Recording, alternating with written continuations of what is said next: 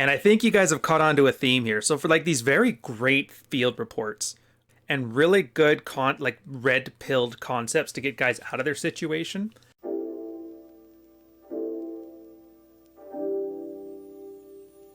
and then, the prolific posters. In this case, I'm leaning heavily on Jag Ten of Hearts, the marketing guy of the married red pill. And the theme is guy comes in, dumps his life on everybody's plate. This guy takes hours to put out very thoughtful and key strategic elements of what he can do to add to his mental models and improve his life. And then they just piss off and never come back and never implement any of it. So this is your competition, fellas. Let's face facts. Most people don't want to win. They don't want to succeed. They just want a therapist to cry to. And unfortunately, it doesn't work to here, but we can take the lessons, the ones that work for us. And for Op here, he's like, I don't know his name. He's deleted his account since then. It's probably some kind of like Alpha Wolf 69420. But anyways, tonight, the wife and I had a big argument wherein she, once again, accused me of neglecting the household chores and leaving them for her. She then added that she refused to live like this as my mother and maid, and even threw out the word divorce. I played it off cool and poker-faced as the only stoic red pill can teach. I threw it back at her saying, well, what do you want? Do you want me to do the chores? Okay, which chores need doing now? And then proceeded to do them. After I was done, is there anything else, I asked? And she replied with a flat no. Like, that'll show her. I mean, this whole thing starts off just horribly. Like, consider, this is why a lot of guys who have, like, that treat women as the arch nemesis and their adversary, it just doesn't work. Like you see right here, he's treating her as his arch nemesis. And is it any wonder that they don't have a loving relationship? The fact that he speaks like he's Shakespearean prose, and his idea is just to, like, you know how there's the thing about genuine desire versus like negotiating desire? Like, you can't negotiate desire, obviously, but he's doing the exact same thing here, except for it's with her demanding him do stuff. And she just wants to be happy. She doesn't know what makes her happy. And so she's throwing stuff against the wall to see what sticks. And he's doing all of it with like a huge amount of resentment. And now nobody's happy. And she's in charge. And we're at where we're at. So he's got some background for this. The background is for the entire week, he had a horrible cold. And it was so ill, he could barely get out of bed. Necessarily, he could do less around the house, but not allowing himself to repeat the mistake of a similar episode 1 year ago, I didn't bitch and complain at all. Instead, I simply mentioned once that I had lost my voice, so as not to expect me to speak much. I never expected or demanded any assistance from her, assuming I'd just have to ride this one out. And when she came home from a grocery trip with the cold medicine, I was appreciative, even though I never asked for it. And despite my condition, I still took care of our son, who's 2, and also sick and even had pink eye. Like, geez, Jesus didn't nail himself to the cross this hard. You know what I mean? Like, is there any wonder why there's zero attraction here? And for cold, I don't know. Maybe this was before the COVID flew around, but maybe he was the first guy to get it down in Wuhan. He worked at the wet market. Anyways, I'm actually skipping a lot of this stuff because it's a lot of like, this is the kind of stuff that a daughter talks about when she bitches about how her mother-in-law talks to her. It's always this guilt trip stuff. He's obviously a villain. I know it's better than expect sympathy. The whole time she's throwing bombs at me, mentioning divorce, and the coup de grace. Like, who uses coup de grace in a sentence? My son watched all this and started getting uppity to me, and I told him to keep quiet. He answered with, I'm not talking to you, and I tapped him on the butt. I don't know if I did anything right here, or if it's just a prelude to some kind of destruction. I have no idea of the self-improvement I've been doing over the last year, and if it's really been working, or if I allowed myself to be fooled. I've done the lifting. I've read the sidebar, even the 48 Laws of Power, and much more. It seemed like there was progress, but now I wonder with this argument. Like,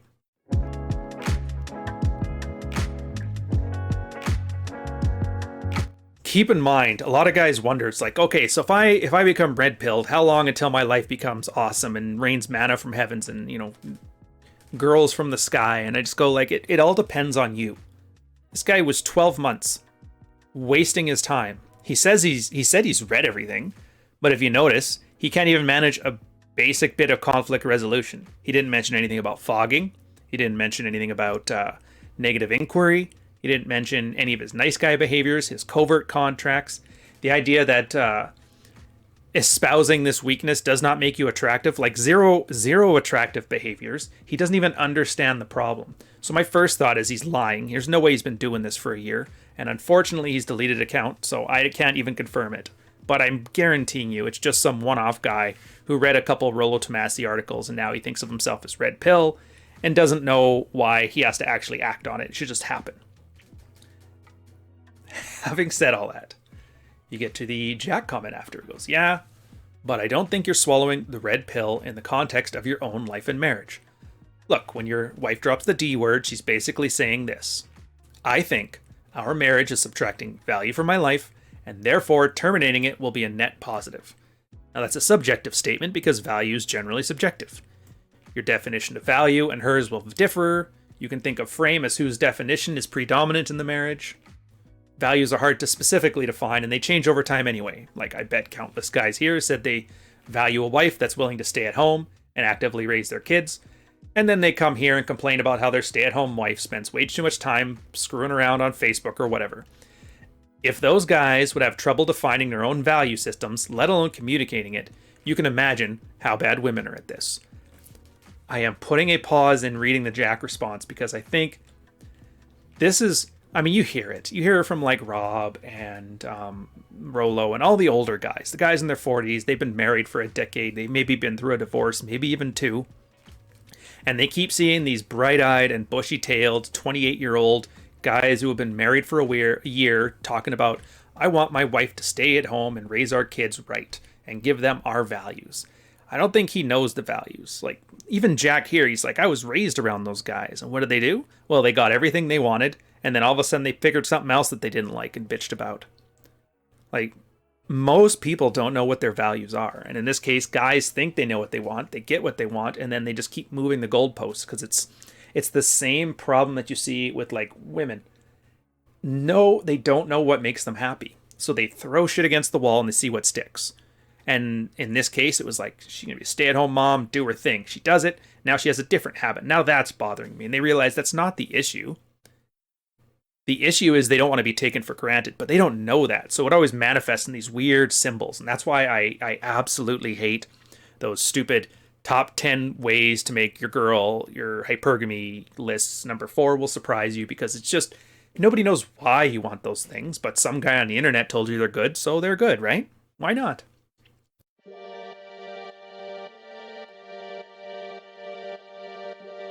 Back to the topic at hand, though. The entire marriage counseling industry literally serves as a value translation, which sounds helpful, but it's usually pointless. Why? Because everything your wife will say is how you're not meeting her definition of value. But usually, her values are either stupidly obvious and should probably be a part of yours, or they're completely pointless and should be ignored entirely. So I spend $200 an hour for a guy in a sweater vest to tell you this.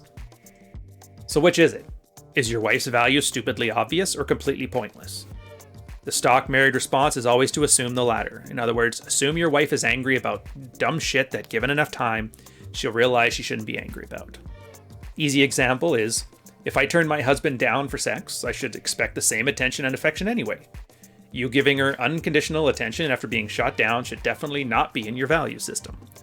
So either she's going to adjust her expectations, or screw it, she's going to drop the D word because she expects it, even though it makes no sense. But here's the thing. The op here is struggling with Red Pill because it's not his situation. He's not the beta bucks. His wife doesn't think he's adding value to their life, and her reasons are stupidly obvious, which usually means they're not irrational. And he says here, the guy's posted and commented several times already, whining about his hardship that or his hardship this. He's like, dude, you whine. If you go through your posts and comments, realize you whine constantly. Mostly in how you state all your hardships in the most dramatic way possible. Here's a small sampling. And I really do like how we have some quote tweets here so we can get a bit into the mind of this guy. I have a terrible cold, and it was so ill I could barely get out of bed. Physical and emotional exhaustion was unbearable. Caused me a great deal of pain. And replaced by a psychopath of a boss. Like, come on, man. Who the fuck talks like this? Like, Jack actually found himself getting aggravated as he read this stuff, and he realized why. He had an employee 2 years ago, Joe.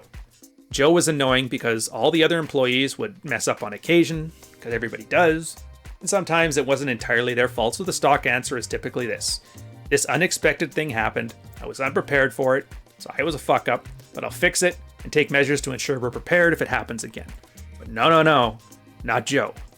Joe has always sounded like, this happened to me, and I will describe in painful detail how this was clearly the most unfortunate set of circumstances that couldn't be forsaken or helped, and by any implication it'd be unreasonable to levy any criticism of me for anything that can't be done as a result, which, by the way, nothing got done. And if you ask me to fix it, I will surely go above and beyond the efforts of mere mortals who couldn't possibly be expected to fix it. And it drove Jack crazy, because he described his hardships in the most agonizing way possible. Anyways, he was literally being gaslit by his own employee because the reality was he wasn't getting his shit done, but somehow had me convinced for a bit that they were all circumstantial problems as a result of bad luck, and I should cut him some slack. Eventually, he dropped the ball on something that was minor but had a direct financial impact to the company. I asked him why he didn't get it done, and apparently he didn't get it done because he was still trying to deal with the other thing that was taking longer because of, the unfortunate crap, blah, blah, blah, blah. And the oversight cost his company something like $5,000. So when he told him to pack up his shit, he whined about how this was grossly unfair, and told me it seems his circumstances are preventing him, and blah, blah, blah, and none of that stuff mattered. Here was the point. He wasn't adding value to the company. And that $5,000 made it very easy to realize that. So he was done. So he's inferring, obviously, that the hyperbolic vocabulary is just a coping strategy. And put a pause in there on that. You'll probably see this manifest in a lot of different people. Like, we often talk about narcissism, and I've talked plenty of times about positive and negative narcissism, or good and bad narcissism, or unhealthy and healthy narcissism, and this is kind of what I'm getting at. Everybody thinks narcissism is this grandiose sense of self, like I'm the king of the world, I'm the king of the manosphere, or whatever hell you want to say. But that's not it.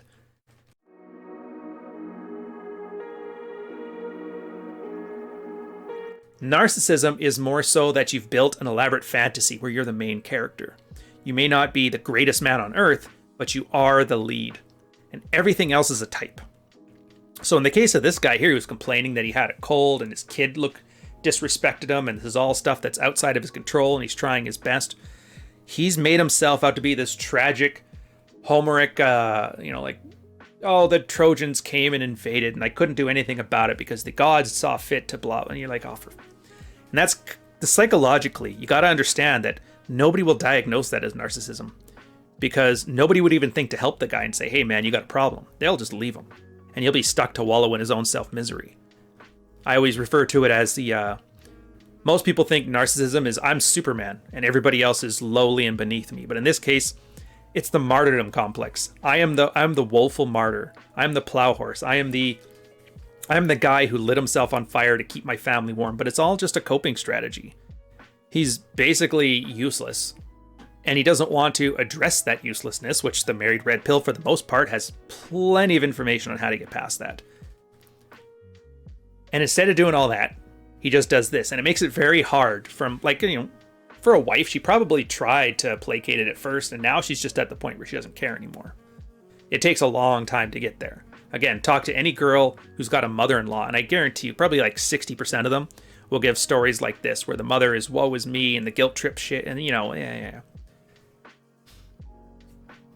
So we carry on then to the second half of this, and it's like, look, the canonical red pill advice pretty much assumes you're beta bucks. The bucks implies that you're devoted, hardworking as a husband, focused on the life of everybody else but himself, lighting himself on fire to keep others warm.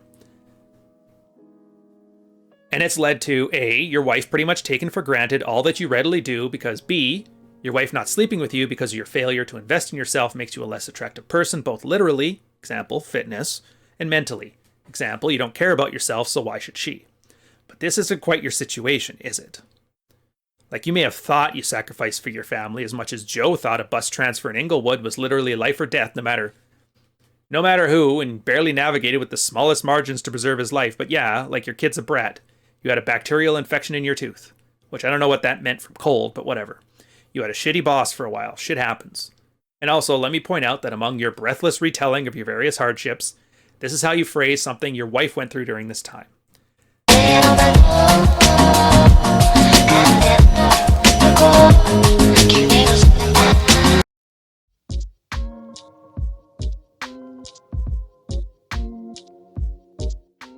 I don't know which post this was, but he says earlier on here, he catches him on a quote.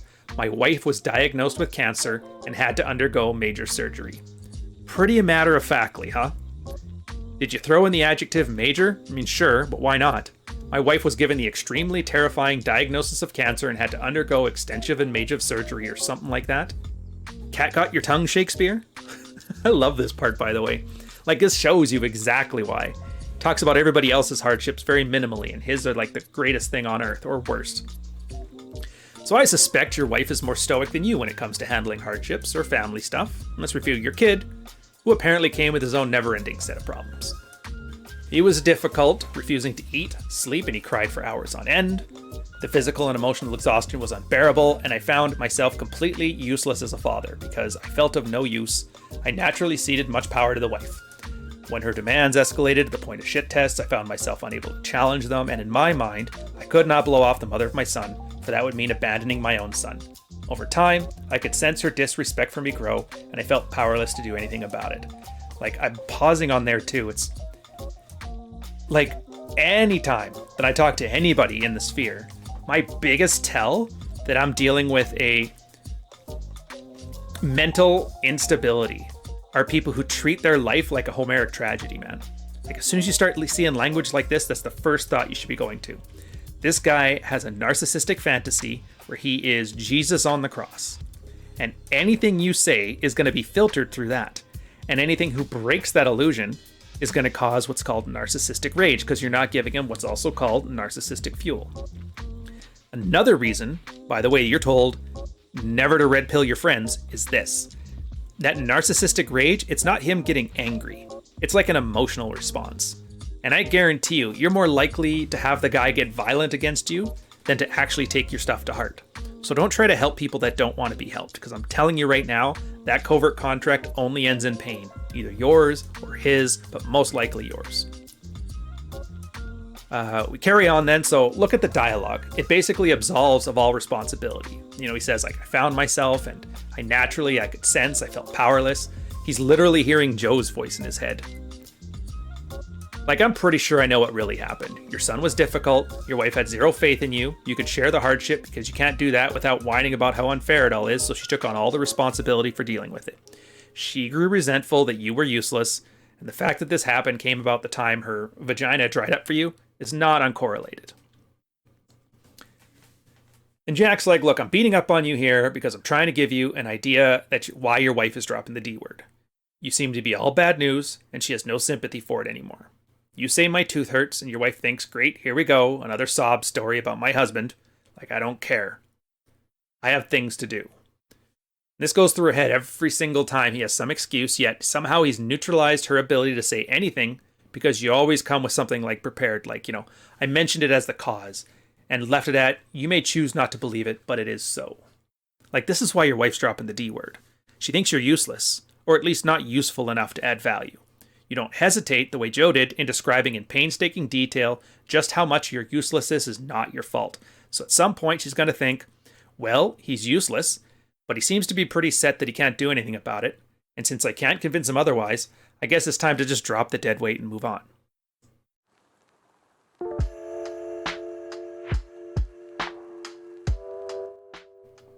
So, referring back to the red pill and self-improvement, did any of it help your family or just you? Because if you weren't beta bucks to begin with and you start swallowing the red pill when you're already deficient in so many household matters, then screwing off to hit the gym more or whatever is not going to be well received. You've been the drunk captain, or perhaps the whiny invalid captain. That's a reference, by the way, the 3 drunken captains of the married red pill. I'm pretty sure I've got a video on it, and if not, just check it out on the channel, you'll like it. Just know there's usually 3 general archetypes of the kind of guy who finds himself in a dead bedroom. So he's telling the guy, if you want to avoid divorce, focus on the red pill stoicism more than yourself and your hardships. Don't reserve it exclusively for your wife. If you ever had a pet cat, you know they're known for being all aloof and not giving a fuck, but they're like this all the time. Seriously, step on a cat's tail accident and it'll sprint away, hide under the couch and lick its tail in private, basically in secret, because it thinks its own pain and its boundaries are not anybody else's concern. Cats are literally anti-you, and I love those little fuckers.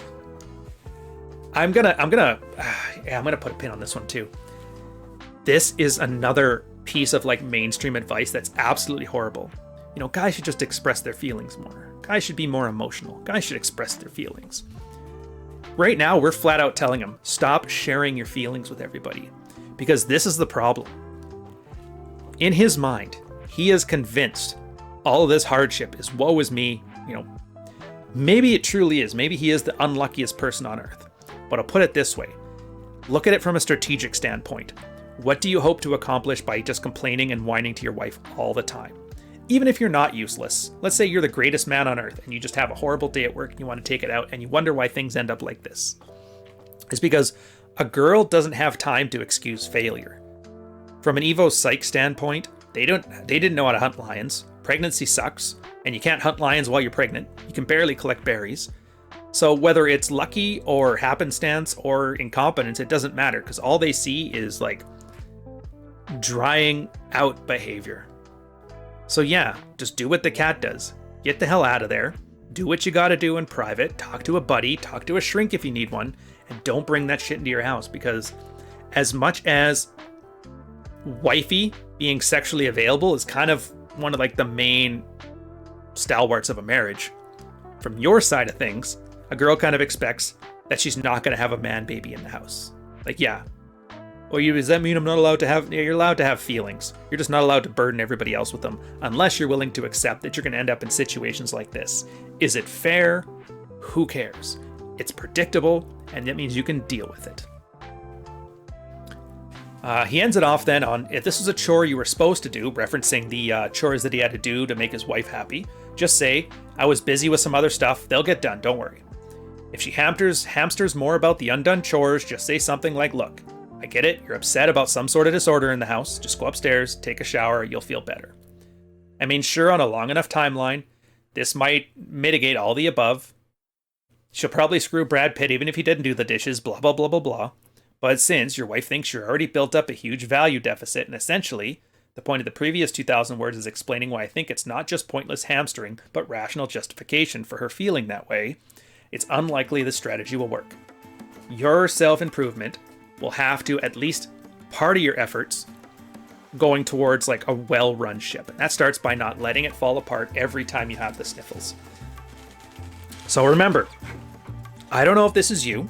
You're some random guy on the internet, you're in a marriage, you searched, why won't my wife have sex with me, and blah, blah, blah, and you end up in here, or heaven forbid. Part of this red pill journey thing, it's not about women or bad. It's not that, you know, she's a bitch. It's not, she's bitching at me. What tips and tricks can I use to calm her down, or to change the way she feels about me, or to make her do this, or to make her do that? It's one of those things that most guys won't figure out, in this case for at least a year, probably 2 for a lot of people. It's that there is no part of your red pill journey that involves fixing women. At all. You just can't. Not only can you not, it's not even the point. And I know this is like Jordan Peterson, he fixed your room, but this guy's got major deficits. Attraction is all about, you know, be attractive, be more attractive, and be less unattractive. Now, I don't know how attractive he is, but the lifting handles that. Style handles that. But he's extremely unattractive. Now, I don't care if he wants to stay with his wife and kid. I don't care if he wants to leave and go get a side piece or what. Doesn't matter. Divorce? Sure. If he doesn't deal with these deficiencies in his life, and say what you will about her being a naggy, harping, you know, bizatch, she's not wrong. And the fact that he can't even see it, and meanwhile guys that are perfect strangers can see it in absolute clarity, just goes to show, like, there's the work. Now he fixes this stuff. She may all of a sudden turn right around as per like the drunken captain model, and be like, thank God he stepped up, this is awesome. The attraction comes back, the respect comes back, all that stuff comes back. Or it's just been like this for too long and it never comes back, and then hard decisions have to be made. Either way, you got to fix yourself. You got to fix yourself, because nobody else is going to do it for you. Nobody's going to point out this help that you need, and you've really got to take it on yourself. And if she drops the D word, prep. All threats are honored. But this guy's not there yet.